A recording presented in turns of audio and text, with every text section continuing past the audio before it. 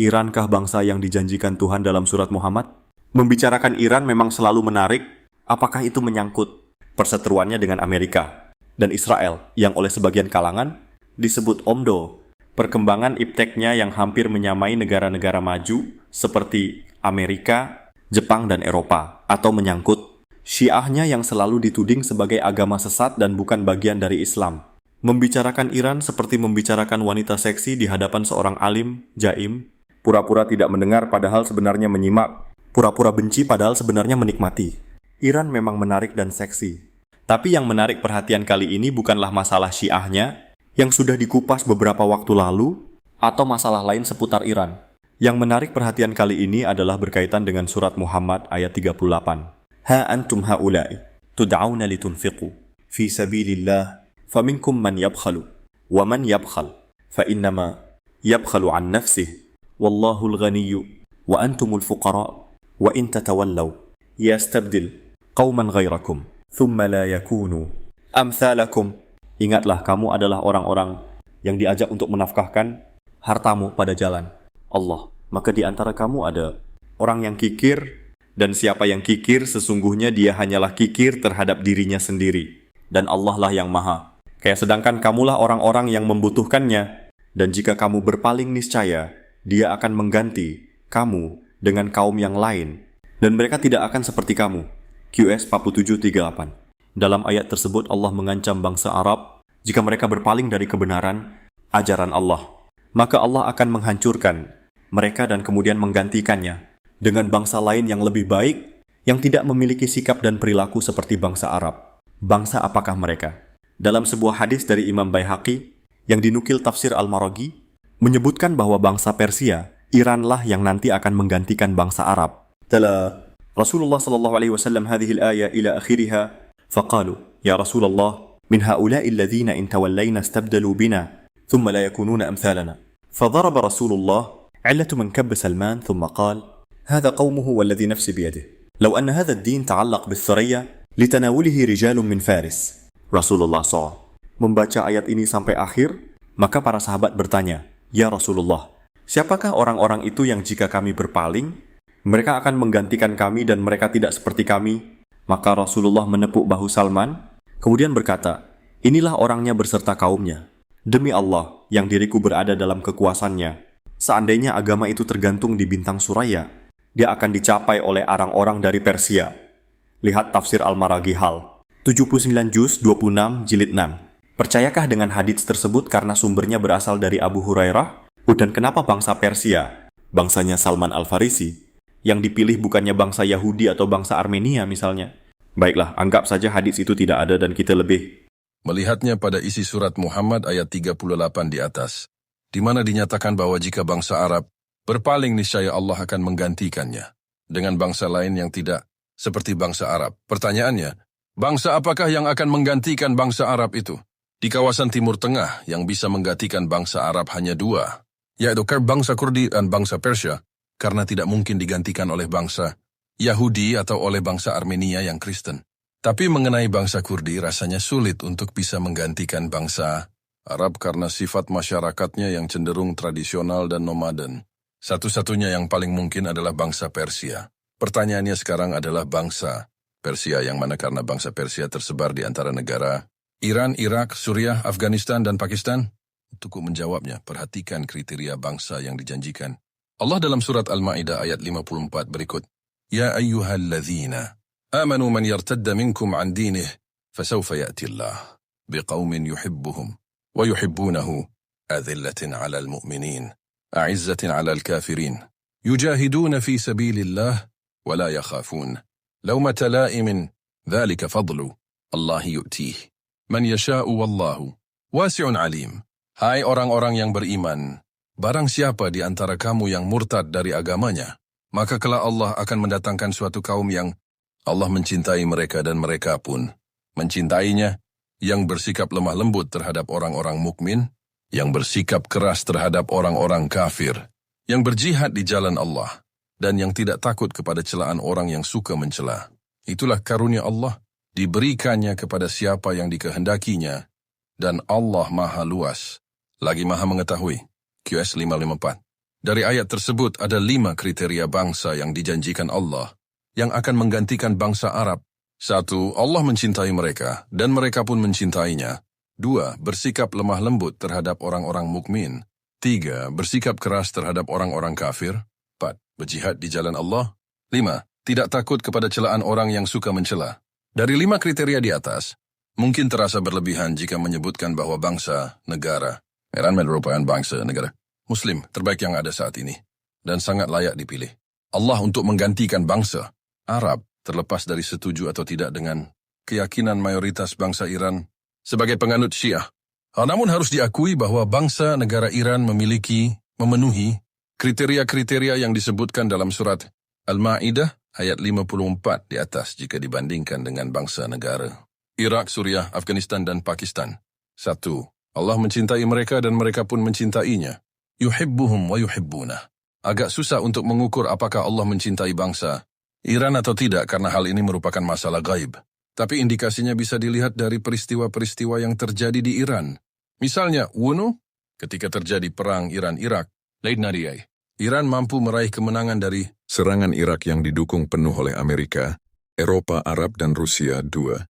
Ketika Amerika mengirimkan 6 pesawat, Hercules C-13 kilo dalam operasi Eagle Claw, operasi itu gagal hanya karena badai pasir yang melanda kawasan gurun.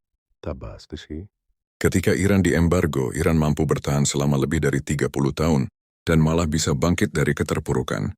Ketiga peristiwa tersebut menunjukkan seolah-olah adanya pertolongan Allah kepada bangsa Iran. Wallahu a'lam. Sementara menyangkut kecintaan bangsa Iran kepada Allah bisa dilihat dari beberapa contoh berikut. Sistem pemerintahannya yang berdasarkan pada kaidah Al-Quran dan keadilan Allah. Hak-hak perempuan dalam konstitusi disesuaikan dengan kaidah Al-Quran dan keadilan Allah.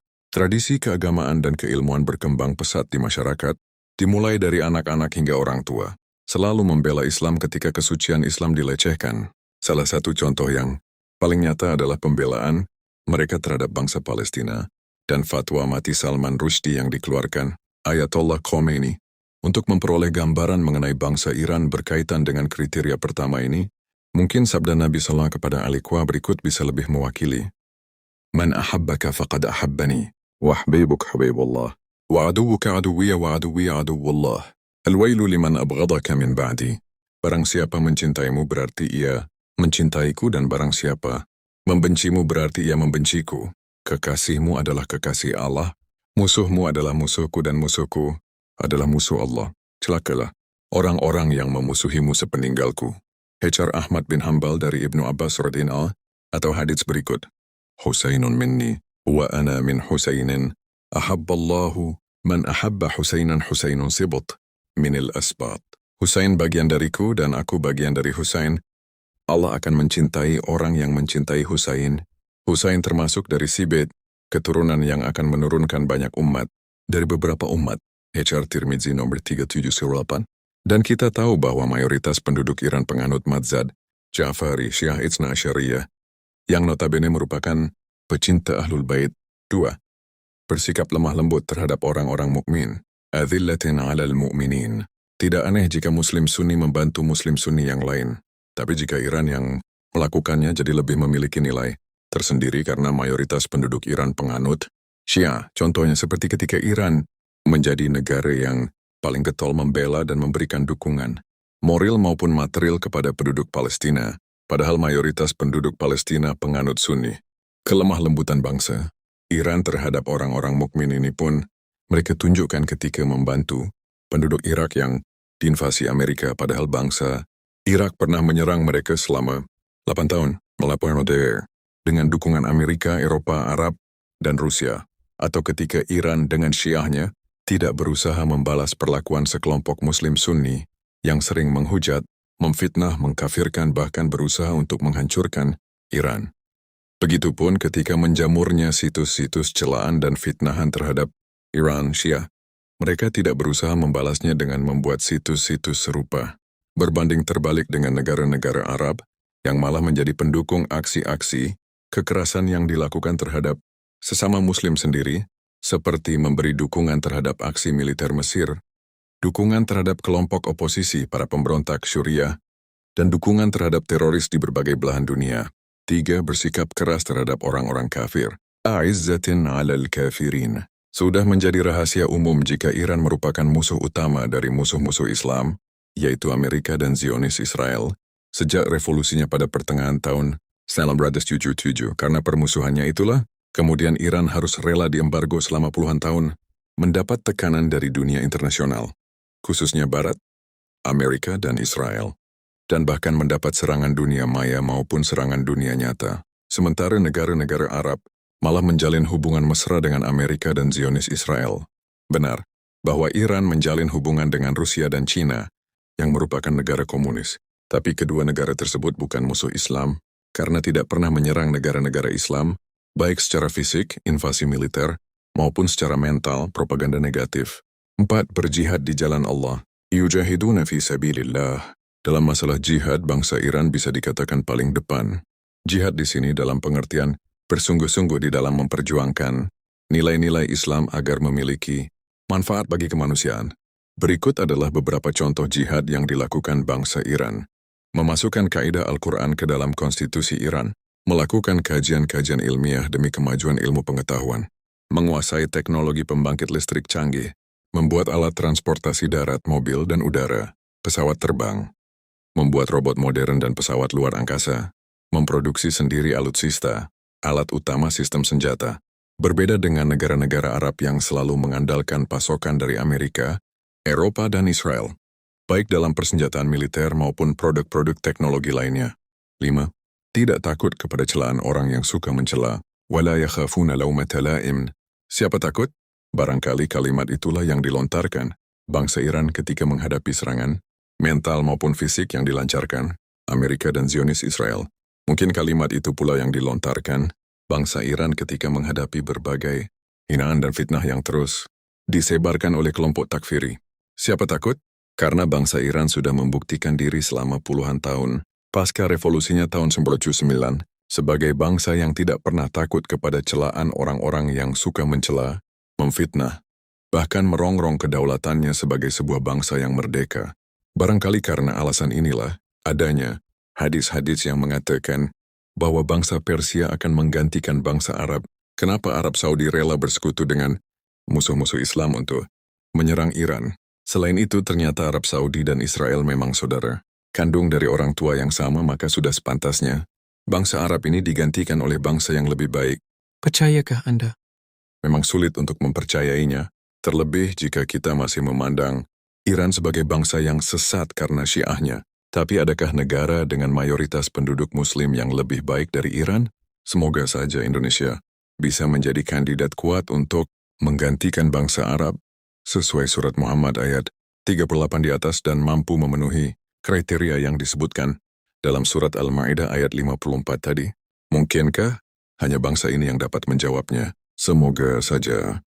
Wallahu alam.